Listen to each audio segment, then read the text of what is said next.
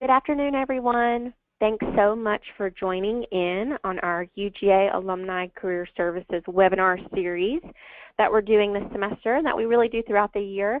I'm so happy that we have a guest panelist who's been with us quite a few times now, Hallie Crawford. I know that you guys will learn so much from her presentation today, and I always take away things as well, so this is great for me as well. A few quick things that I always like to cover at the beginning of a webinar. First, I just want to make sure you guys can hear me okay, so if you'll just raise your hand and let me know that you can hear me. So the little raise hand function on your control panel, you'll just click on that little hand, let me know that you can hear me. That would be great. All right, a few people. Oh, there we go. Awesome. We do have an opportunity for you to ask questions. That's going to be at the very end of the presentation. So just know if you've got a question, hang on to it or go ahead and type it into the questions box and I'll facilitate that section at the very end. We do have some poll questions today, so be on the lookout for where you will click on your answer to that particular question coming up, and we'll give you a heads up on that. And then lastly, this webinar is being recorded. So if you're feeling like things, you missed a slide, went too quickly, just know you will get the recorded version of the webinar at the end of today around 5 o'clock. And also Hallie is so gracious to send her presentation in a PDF form, so you'll have access to the content as well. So just know that that will be available to you either the end of today or tomorrow. I'll be sending that out. Okay, so let me go ahead and introduce our guest panelist, Hallie, and then I'm going to turn it over to her. So friends, we are so in for a treat today. I'm excited to introduce Certified Career Coach Hallie Crawford. Hallie is a coach, speaker, and author from Atlanta whose coaching company helps people find their dream job. She moved to Atlanta 10 years ago from Chicago to escape the cold, be closer to family, and as her Southern uncle says, put some South in her mouth. She's not yet developed a Southern accent, but we'll see. So for the past 13 years, Hallie and her team of coaches have helped people of all ages worldwide achieve their career goals. She's published numerous books and is also regularly featured as a career expert in the media, including CNN, Fox Business News, and the Wall Street Journal. So let's please give an energetic welcome, even though this is virtual, to our speaker, Hallie Crawford. So I'm turning it over to you, Hallie. Thanks, Stephanie. That was perfect. I've never used that raised hand function. I need to try that. You'll have to show that to me afterwards. I love technology, and sometimes it takes me a little while to get up to speed, though. So that was a perfect intro, and I appreciate you all being here today on your lunch hour. It's a gorgeous sunny day in Atlanta, which we're very thankful for. And I appreciate your time.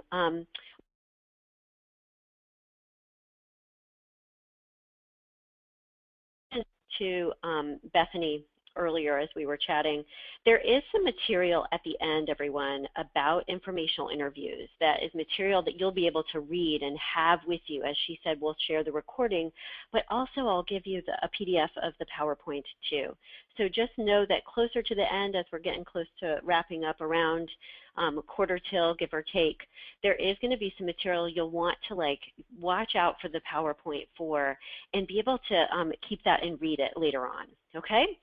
So we are going to talk today about tapping into the hidden job market to define and find your dream job. It's been 14 years that I've been coaching, and I am all about helping people find jobs they love. This is absolutely rewarding and fulfilling for me. I love it. And I'm going to give you some tools that I used personally when I was struggling to find my own direction a long time ago. All right, so here's the deal. When I was a kid, I wanted to be a mermaid at Weeki Wachee. How cool would that be, right? Float around in the water all day, be like free and independent, feeling they're beautiful, entertaining people.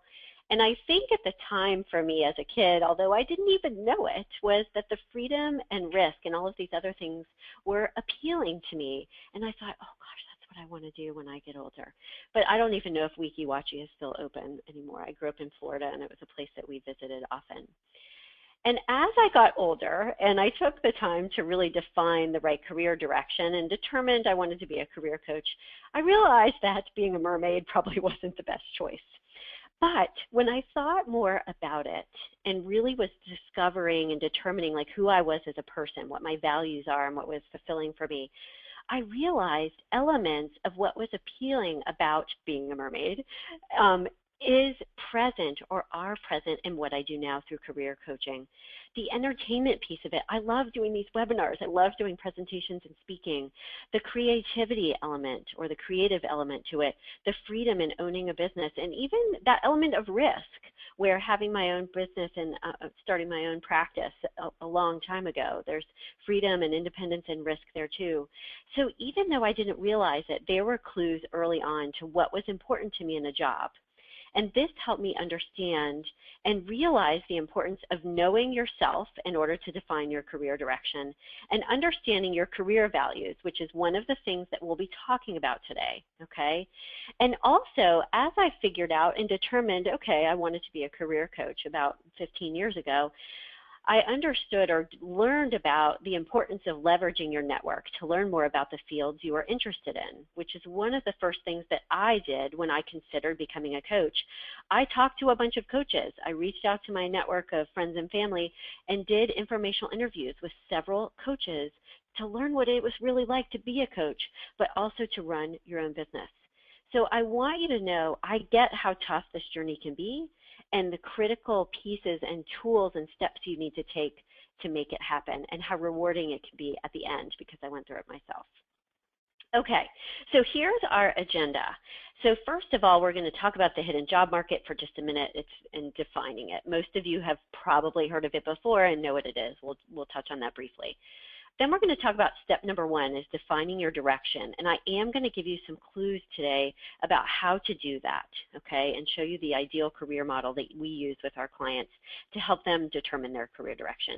Step two, we're going to talk about conducting informational interviews and how you can use those to narrow down your career ideas.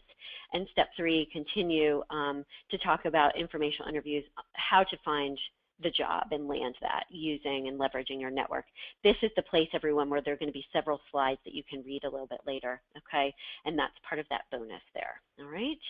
So this is what we're going to be talking about today. Let's dive right into the hidden job market. So most of you probably know that it's those unadvertised positions that are found through headhunters or networking. Great story for you. I attended a conference several years ago, and the guy was a recruiter talking about the importance of unadvertised positions. If you think about it this way, everyone, if you're a hiring manager and you need to hire someone for your team, would your preference be to go to HR, write up a job description, and field through hundreds and hundreds of resumes and applications? Or would your preference be to walk around your office, at least for a few minutes, and ask, do you know anyone that could fill this position or any ideas? We know the answer, right? It can be so much better to either go find someone on LinkedIn, which recruiters and employers do these days enormously. Some companies actually report that up to 80% of their recruiting efforts are done through LinkedIn. They go hand pick those people. Or it's easier to go, network and ask people either in your office or outside if they know anyone, okay? So I thought that was a great story that illustrated this so well, and it makes perfect sense. If you were in this position, you'd want to do the same thing, find someone through networking. So there are statistics out there, and Bethany, I don't know if you've ever found this. I've tried to find the reports and surveys for this, and I always end up just finding the results of the surveys, but that 70 to 80% of the jobs that are landed out there are secured through the hidden job market. And Bethany, if you want to go ahead and get the poll going, this first one, we want to ask you, who here got their job, their last job, or their current job through either networking, a recruiter, or through a job board, okay? And this tells us, everyone, while she's working on the poll, why we care about it, okay? To have the greatest impact on your search and to help you define your direction, for both of these purposes, everyone, you must leverage the hidden job market because most jobs are secured this way, okay? And in terms of determining your direction, that piece of it, you will get to hear by conducting informational interviews and talking with people, you will get to hear what a job is really like from the horse's mouth, right? From people who do it, and you'll learn how to get your foot in the door. So it's critical for both pieces.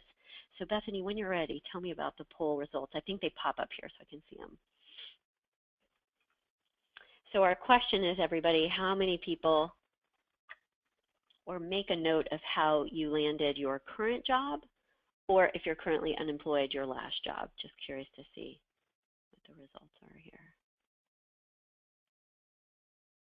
Are you showing them, Bethany, and I can't see them? Maybe do this. Oh, yeah, you are. Okay, hold on. Sorry, guys. All right, what have we got here? Okay, so networking, 64%. Okay, so if you see the results, everyone, it's 64% is networking. This is interesting. Recruiter is in the middle, and job board is a higher percentage than I would have expected. But notice, everyone, how it's half the amount. Okay, so this just validates what we're talking about the importance of networking and finding the hidden job market or leveraging it. Thanks, Bethany. That was perfect. All right, so let's go to step number 1 and dive into the material here, everybody. So first of all, step number 1, in terms of leveraging the hidden job market to find and define your career direction, we're going to talk about the defining direction first. Okay, and I'm going to give you a few tips here about this. So first of all, one of the very first things we have our clients do in order to help them determine what's right for them in a job and what their long-term career direction should be is to identify their career values. So if you take a look at this slide here, we're going to talk about career values for just a moment. So why are these important?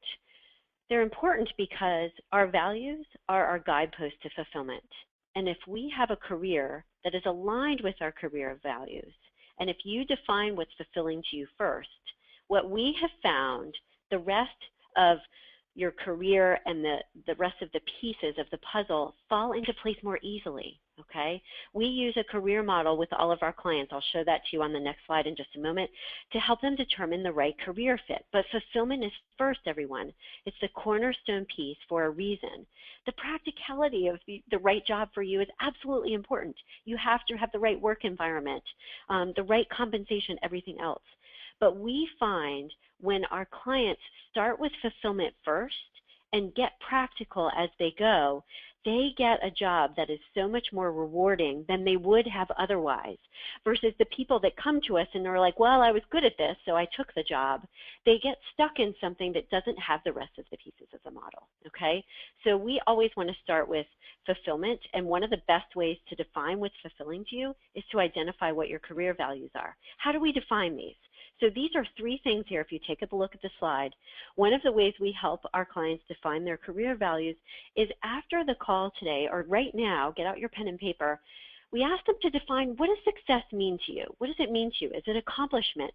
Is it a feeling of reward at the end of the day? Is it that you've interacted with people on a regular basis and impacted their lives? Or would you prefer, for example, to impact an organization? Those are the kind of questions that you need to ask yourself when you're thinking about, how do I define success? That's one way to define it. We also have clients think about, look at this third one for a moment, and then we'll go back to peak experience in a second. What are some things that you can't live without, that just you feel so strongly about? Is it health and wellness, being physically fit? Or is it, you know, family and friends and relationships and close connections are good for you? So, for example, a job in sales or working with people directly, just as a couple of examples, would be best for you. So things you can't live without that are really important to you. And finally, one of the biggest exercises that we have people do, and this is the one I want to recommend to you the most, is we have our clients identify and write about a peak experience in their life. And honestly, everybody, we have them start with the personal element first, because we find that if you start with the personal, you're going to get closer to what is aligned with you as a person, as opposed to just going to, let's say, a website and Googling career values and picking from a list of career values. Those can be a little bit more like, oh, people pick what they should, like, oh, I should pick accomplishment and these other things. But when we start with a peak experience that's personal for them, they get closer to the heart of the matter, what's really important to them as a person. Now, what do I mean by a peak experience? It can be a moment in time, it can be a period of time. But it's a period or moment of time, everybody, when you felt lit up and like on top of the world and things were just rocking and rolling. And what you want to do with that peak experience is write about it and focus everyone on not just the details about it, like was it a trip to Europe where there was risk and there was adventure, but also education for you, experiencing new cultures, whatever it was, but what was cool about it for you? So when you're doing your peak experience exercise, everyone, and I would encourage you, by the way, to share it with someone and they can kind of mirror back what they hear from you and what the possible values are, okay? Focus on what was cool about it and rewarding for you as opposed to just the details. That's a big piece of it, okay? So a couple of examples, and then we'll do a poll here for a moment. And let me see if I can get rid of this. I always forget. Okay, good. I like getting rid of that bar at the bottom. A couple of examples of possible values, everyone, just to give you some ideas. And by the way, you can Google values or career values, and you will find some websites with some lists if you need some ideas. But some examples could be authenticity. That is one of my main ones. Another one could be education. It could be creativity. It could be financial analysis or working with numbers. So anything that from your peak experience or these other things that make you feel lit up inside and excited are things that you want to consider seeing if you can incorporate into your ideal career. So let's do the poll, Bethany, and this one would be how many of you, or I guess I think it was true false is how we set it up. Who knows what their career values are? Who has thought about that before and understands what that means?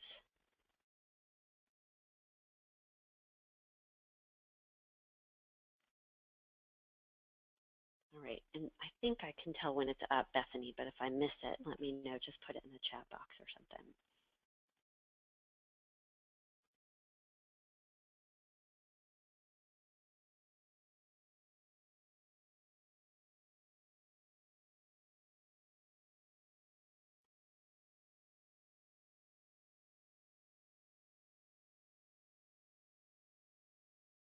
Okay, Bethany, let me know. Oh, you closed it. Okay, I think it's there. All right.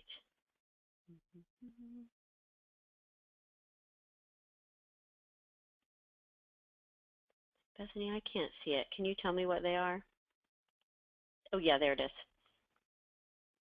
Okay, so the majority say no, and we've got the percentages of, hold on, let me just pull this up so I can see it a little bit better, guys. Okay, great. So 67% do not know, 33% do know. Okay, good. I'm glad that some people do. A lot of times most people don't, so I'm glad that some people have thought about it. This is one of the main things. When we get closer to the end of the webinar, everyone, and you're coming up with your action steps, from what you've learned today, this is one of the things I suggest you do, especially the people that don't know their career values. Do the peak experience exercise one. That's the one I find that's most important. Bethany, thanks for the poll. That was perfect. All right, so let's take a look at this career model for just a moment here before we keep moving, guys. So first of all, this is the model that we use to help people define their direction. Like I said, we start with fulfillment at the bottom here. We talked about that already. Values is one of the ways to define it. I also have people write a career purpose statement, okay? We are not going to go through this in depth here. It's pretty much self-explanatory, but I'll give you a couple of tips here. So fulfillment is going to end up being the core of what you do every day. Is it that you communicate with people? Is it that you work with numbers? Is it event planning, whatever it is? Enjoyment is going to be the other elements of your job that you enjoy. So for me, as an example, career coaching is the main thing. That's the main thing that's fulfilling for me. It's what I do most of the day, every day. But I also get to do marketing and writing. And I like having those be a piece of my career pie, if you will, smaller pieces, but it's not the main thing that I do all the time. That's what enjoyment is about, okay? We've got talents and skills, past education and experience. These are also job requirements, right? You have to be, have the talents and skills to do the job and the experience to do it as well. We want to make sure, by the way, environment and personality type mesh together well, so the work environment is a good fit for your personality type and vice versa. And then we have compensation. And as I said earlier, we always start with fulfillment at the beginning, and we work around the model looking at compensation last, not because it's not important, it is absolutely critical, but by the time that people get to the compensation piece, that piece and the work environment piece helps them narrow down their ideas, okay, based on the list that they've already come up with. All right, so this is the basic gist for the career model. We'll come back to it in a few minutes and I'll explain another way to use that as well, okay? So if we go back to my example for just a moment, and then we're going to move on to step number 2 and talk about leveraging informational interviews to narrow down your ideas. One of the things I suggest you all do is we have our clients create a list of wants. So one of the first exercises in our ideal career workbook that outlines our process with our clients is to develop a list of wants in an ideal job, okay? So another way to get started here to define your direction, knowing what you want, is to write this list. And there's 2 ways to do this, everyone. So get out your pen and paper again, give you some thoughts about this, okay? So number 1, think about things that you have liked about your current job or do like about your current job as well as previous jobs in the past. And what were those things? So write a list of likes and dislikes from current job as well as previous jobs. And then say to yourself, okay, based on this list, what do I want to have in an ideal job? It is not rocket science. This is a very basic exercise, but I got to tell you guys, it's so compelling because when people see this in black and white, they're much more able to think objectively about what they want. They feel less scattered and like, oh my goodness, I have all these ideas swirling in my head. I don't know where to go. And when they write this down, they can see it in black and white. And it's an awesome way to do this as well because I've had clients tell me that they keep this list of wants and it helps them frame out the interview questions they want to ask during an interview when they want to vet out a company or organization looking at 2 possible positions. And then also afterwards to determine, is this the right fit? They'll use the career model and they'll also use their list of wants. So likes and dislikes in order to determine this list of wants at the beginning here, okay? And the second tip underneath here, which references what I talked about earlier, is dig underneath your passions and interests. So even if, everyone, your passion or interest, like if it's cooking or something else, and you're like, well, I'm not going to go be a chef, like that's not the work environment I want to be in, and I'm not good enough to do it, whatever it is, or it doesn't pay enough, what is it that's appealing about that for you? And see if you can incorporate that into a job. Is it the creativity? Is it the bringing people together and having that connection? So dig underneath, everyone, your dreams, your interests, and your passions, because even if those passions, let's say, or interests belong in your personal life, and that's it, it's kind of like horseback riding for me. I don't want to go work at the barn. I'm not that good of a rider to be able to go educate someone, in that way. It wouldn't pay enough, and it would take the fun out of it. So if it stays in that personal life, that's fine, but think about what's underneath it that you could incorporate it into a job in those things, okay? Really important piece of this. So we always ask people about their passions, dreams, and interests, even if they're not going to pursue it as a career path. Okay, so let's move on to step number 2. So we talked already about defining your direction, and I gave you some advice and tips on how to do that. Now, how do we start to leverage the hidden job market? And I'm going to focus today, by the way, on leveraging informational interviews specifically within the hidden job market as one of the tools that can help you narrow down your ideas, okay? So one of the things that we also have our clients do when they're they might have 2, maybe 3 career ideas, everybody, but I would say not more than 3, okay, because otherwise you're going to be too scattered still when you're talking with people. But once you've narrowed your ideas down to 1 or 2 ideas, 3 at the most, one of the things we always have them do is conduct informational interviews to learn what these careers are really like and if they would be a fit for them, okay? And honestly, everyone, we find that up to 80% of the people we work with don't know the complete process A to Z about how to conduct informational interviews and how to do it effectively. They might have heard about it or read an article or have some ideas, but they don't know how to do it really effectively. How to find the people to conduct them with, how to set it up effectively, ask the right questions, and what is the proper follow-up. And conducting these effectively can help you understand what a career path is really like, but also they're so critical, everyone. They can also tell you what it takes to succeed in that job and get your foot in the door as well as what the work environment is like. So down the line, you can, at the beginning here when you're just kind of narrowing down your ideas, if you ask them what skill set is required, what personality type, fits well with these career paths, those are clues to things you can say when you're marketing yourself later in your job search, okay? And I'm going to show you a system and process, and those were the slides closer to the end that you'll be able to see to get some ideas on how to set these up. So what are the obstacles? Why do so many people end up not conducting informational interviews and not being comfortable with them? This is what happens that I hear from our clients, at least. First, they'll say, oh, they're for young people, like, kids in college, or I shouldn't say kids because they're not really kids. I'm used to my 8-year-old. But people in college, right at recent grads, oh, that's not for me. It's too weird for me to reach out to people. They feel like they're too shy. They just don't want to bug people and, interrupt their time. Some people feel like I just have this fear, like I don't want to ask for help and I don't want to look like I don't know what I'm doing or what I'm talking about, or like I'm in a weaker position. And I've got to tell you this, that it's totally understandable because I had felt the same way when I first started out too. Oh, that's for young people. It doesn't make sense. But I had a client, and this is just a great illustration in the past couple of years, client Tracy in Atlanta, who contacted an executive in marketing, executive level in marketing at Procter & Gamble. The woman spent an hour with her and told her all about the organization, the company, what the job was like, and at the end of it said, you know what, more people should do this. This is a really smart thing for you to do. It's a great idea. And these were both seasoned executives, everybody, so they are not just for young people, okay? Now here's the deal. Let's be real with it, okay? Not everyone is going to respond to you. Some people will say no. Some people will ignore you, especially if you're making a cold connection. But out of every 3 people, you'll get 1 or 2 people who will reply.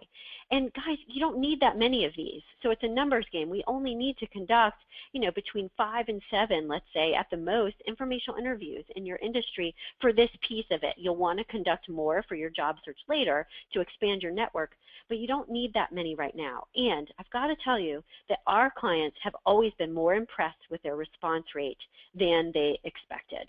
This is a great way, by the way, and we'll talk about this a little bit more in a moment, but this is a great way or time to leverage your UGA Alumni Association network, by the way, because that's like a boatload of warm leads of people to talk to, a great resource. And if you say in your subject line, referral from UGA Alumni Association or fellow UGA alum, they're going to be more likely to open it and more likely to help you. So leverage that. A lot of people forget about that Alumni Association, okay? So here's why we would use and how we would use informational interviews, the hidden job market, to narrow down your ideas, because you will be able to find out these things if it's the right fit, if it's the right work environment for you, the right compensation, if it's a fit for your personality type. But also, everyone, you're going to find out if it's realistic for you too. What skills are required? What education or past experience is required? So this is a really important piece too, not just, okay, is it the right fit for me in terms of, rewarding and fulfilling and using my skill set, but also, is it going to be realistic? And by the way, once people start talking to other people in the industries they're considering, this is when our clients start to narrow down their ideas, and some of them get ticked off the list. So I had one woman who was very interested in health and wellness, and one of her career ideas was dietitian. Well, when she found out that she would have to go back to school to get another undergraduate degree, she was in her late 20s, wasn't interested in doing that. She found out more about the compensation and also about the work environment through talking with people. She took it off her list. Instead, she is a health and wellness consultant for companies, helping them develop their own health and wellness programs to save on insurance. That was better paying for her. She used to be in sales, and that was a better fit for her personality-wise too. So this is a point where you can start to narrow down your ideas. And by the way, everyone, the reason why the model is on this slide is because you can use the ideal career model to ask the right questions about fit and qualifications. So, just go around it, right? What do they enjoy about it? What's fulfilling and rewarding for them? What talents and skills do they use regularly, and is that good with them? What's a typical day like? What education and experience is required? what personality type is a good fit for this role or this career path, as well as what is the work environment like and the compensation. Okay, easy way to help you develop your questions. I'll give you some more examples in a little bit. All right, so that's step number 2, informational interviews to narrow down your ideas. And by the way, it's great because then when it comes time to leverage them to land the job, you will have a larger network to draw from in the specific industries that you want to look at or consider. So we'll do this poll, Bethany, in just 1 second, so hold on for that for me for just a moment.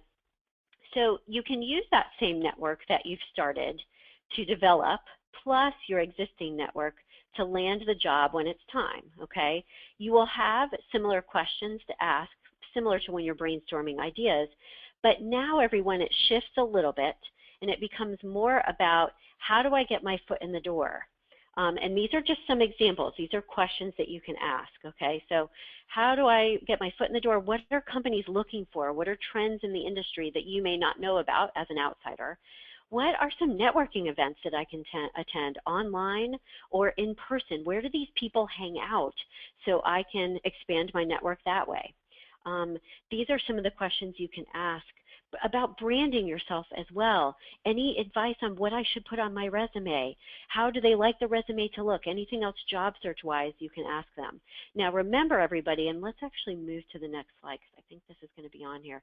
So this is the bonus information more about the effective informational interviews, okay?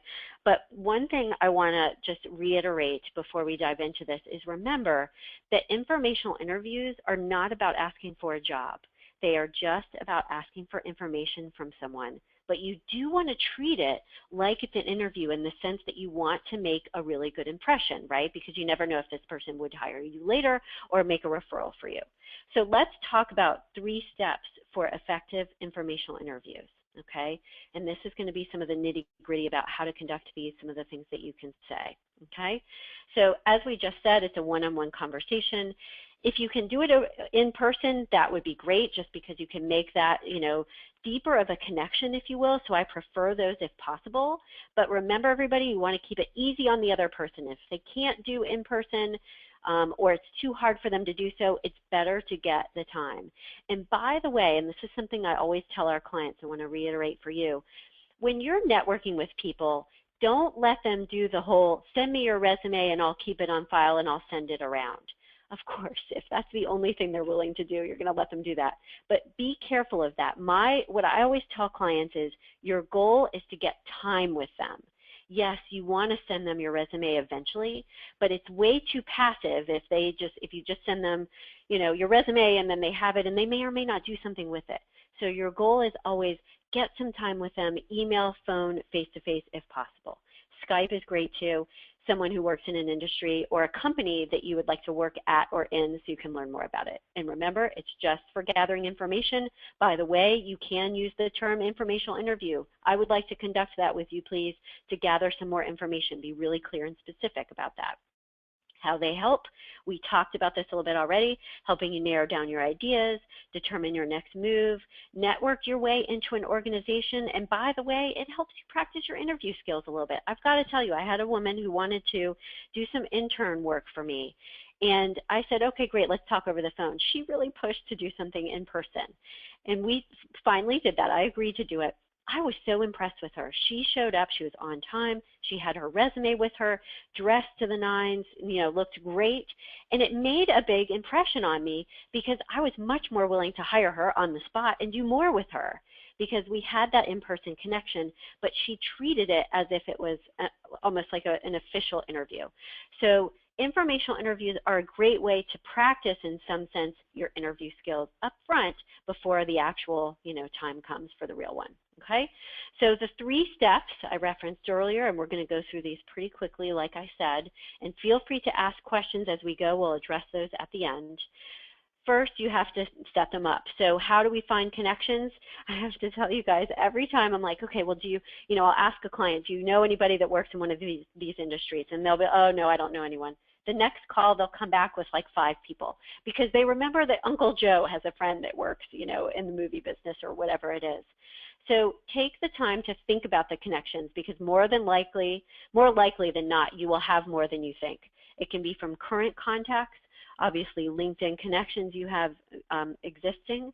LinkedIn group members. I have had clients reach out to people who they've either interacted with on groups or a person who, you know, communicates a lot on those groups and they have responded to them. Okay, so you never know, you can reach out to those. Alumni association we talked about already, networking groups in general, and finding association meetings. This is what I talked about before. When you talk with people who in your informational interview, find out where do these people hang out, what networking events are good for this industry. You want to ask them that as well. So this is how you can start to find connections. Setting it up. This is the basic gist here, and I'm going to give you an email template that you can use, a variation of it on this next slide. You can read it a little bit later. But basically, you want to introduce yourself, how I found you, give a little bit of your background and situation, be brief, do not write a novel, and what you're looking for. I'm looking for an informational interview. 15 to 20 minutes of your time, if you wouldn't mind, to learn more about this industry. I always tell clients, include times available in the next 2 weeks. Make it easy on them. Don't leave it open-ended. Let me know when you're free. Like, that's too hard. It's so much better to say, I'm available in the next 2 weeks, you know, Tuesday, Wednesday, Thursday, 12 to 2, whatever it is, because then they can just go to their calendar, pick it. You need to make this as easy as possible with them. And for me, when people do it this way with me, I am much more impressed because I feel like they're on it and on the ball. So include those times available, and they can choose from them, okay? Oh, wait, let me say something else, sorry. Let me go back to this for just a second.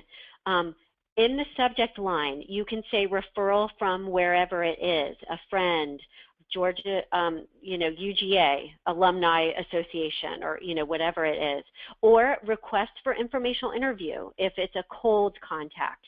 So the subject line, keep it short and sweet, let them know what you want. But if it's a referral from someplace, absolutely put that person's name in there because they'll be more likely to open it. So consider that, okay? You want to make sure that they'll open it and know that it's not spam, all right? So I just wanted to make sure we got that about the email, the subject line. Okay, so this is an example of what you could say, okay? Whatever your industry is, just fill that in here, you know, however much experience you have, all of that, the times are available. This is a template that you all can use if you choose to. Put it in your own words, of course, but this is something that you could say in that email. What I normally like to have people do is send an email first versus a phone call, because if you call them, you might catch them off guard. So send them an email first. Send them another one. I think that's completely acceptable. And if it's a referral from somebody else, go ahead and try to find their phone number or get it and give them a follow-up call. Give them at least 5 business days to respond to you, but it's okay to give them a quick follow-up call too. Sometimes that's a little bit more personal, but also some people respond better to that. They'll hear your voice, may be more likely to reply to you, okay? So you can use this template for the ask. Here's another thing I like it when people do. Send them the questions in advance. Thank you so much for your time. You know, you're confirming the time with them. I find it so much better for me when people contact me about informational interviews when they send me the questions in advance, because then I know they're not going to take up 5 hours of my time, right? They're going to be prepared to the point, and I also then know how I can best help them, and that makes me feel better.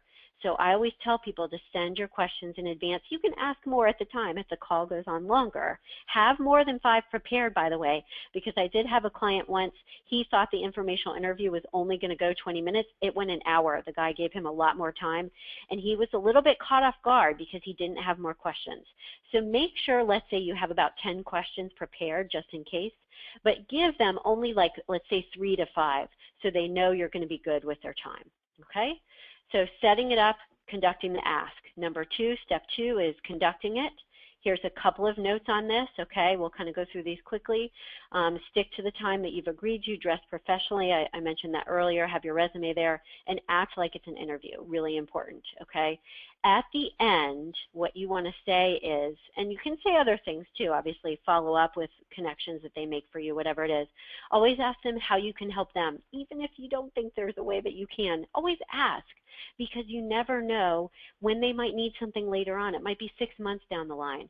But remember, it's a two-way street, okay? So always ask them if there's anyone else that you can talk to, conduct another informational interview with, that they think it would be helpful. Okay? Ask them if you can stay in touch with them and what the best way is to do so. And by the way, everyone, connect with them on LinkedIn and stay in touch once a month, give or take. Send them an article, whatever it is, to stay in touch with them. And obviously with the follow-up, and let's go to that piece here too, with the follow-up, you want to send them, and I'm just going to keep going on the slides here, everybody, send them a handwritten thank you note. Figure out a way to get their address. Handwritten, much better, okay? You can shoot them a quick email as well. I don't find that that's too redundant personally, like thanks again for your time, and then just say something different in the handwritten thank you note that's a little bit longer and maybe more personal, okay? Connect with them on LinkedIn. I always suggest that people do this. Even if they, you can ask them in advance, but most people are going to say yes, so it's fine to make sure that you do that, especially if they agree to it. And then follow up with referrals, but always keep them posted. This seems obvious, I know, but I can't tell you how many clients they'll forget to say, to let the person who referred them to someone else know what's going on, because they just get busy and it's hard to keep track of things. I would keep an Excel spreadsheet, by the way, of all your relevant networking connections so that you can keep track in different columns of when you spoke with them, when is the next follow-up, and what was said, okay? So keep them posted on referrals and stay in touch. And these are some ideas here of ways to stay in touch with them, okay? So this would be step 3, the follow-up. Okay, so I want you all to take a deep breath here because I know we've gone over a lot. And just think about one action step that you will take as a result of being here today within the next week, and get out your pen and paper and be thinking about that for me. And we're going to get to the close here, and we're going to talk about, and I'll be able to have a few minutes to answer questions. Wanted to let you guys know about one quick thing. We've got our 4-session webinar series coming up, our next one through my organization. It will help you define your dream job. It's 4 group webinar programs, but you also get a one-on-one coaching call with me. These are some of the testimonials from it. It's a fantastic program, guys. People figure out their direction from this, hands down. The series starts next week. It's at 12 noon Eastern, so you can participate on your lunch hour. If you have any questions you want to ask me about it, feel free to email me. But the registration and more information about this program is right here. You can just click on this link to learn more about that. And if you would like to talk with me about that program or anything else, if you'd prefer individual coaching or anything else, feel free to schedule a complimentary consultation with me. You can use this link right here, okay? So let's go to our last slide. And, oh yeah, I don't like that this is doing this. I apologize, guys. I forgot to take off the animations, but it'll come here. So one of the things I want you to remember, kind of the last thought before we get to Q&A and close for the day, everybody, is this is a quote from Michael Jordan, and it's about breaking through those obstacles and not letting, obstacles and things like this hold you back, okay? So take a look at this. And keep in mind the woman that I mentioned earlier who talked to the woman at Procter & Gamble who said this was a great idea. She got so much information about that job. And by the way, she found out it was not going to be the right fit for her. So it was great because she didn't go through the whole process of applying for that job, finding out that it was not the right thing. So remember, everybody, don't be shy. I know that there is risk here, and sometimes it can be scary or it can feel uncomfortable. I was there too. But remember that the greatest risk in life is not taking one. This is my favorite quote. This is the quote that got me through all of those uncomfortable times in my career transition. And I told myself at the end of the day that I would rather have said to myself, I tried even if I failed, than I didn't try at all. So step out of your comfort zone, conduct these informational interviews, and let's go to the Q&A, Bethany. So I will open my chat box here to see if I can see anything, but it may just be coming right to you. So thank you guys again for being here, and feel free to ask any questions. We'll spend a few minutes with Q&A before we go.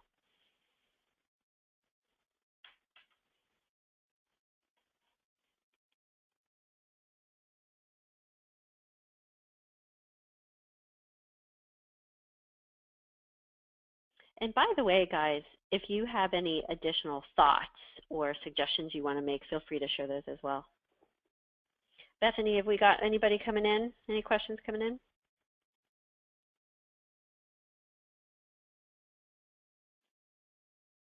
I can't hear you, Bethany, by the way.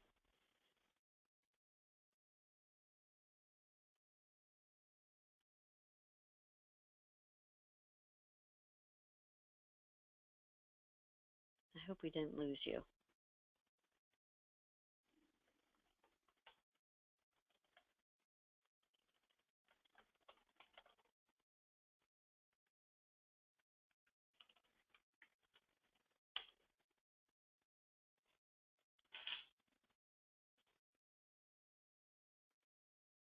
Okay, Bethany, let me know if you can hear me because we can't hear you yet.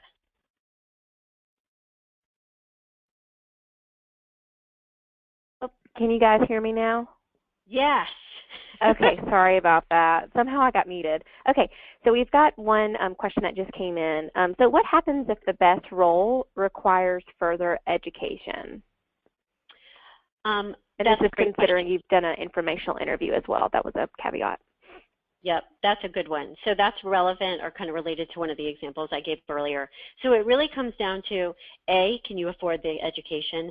B, are you willing to do it and interested and okay with doing so?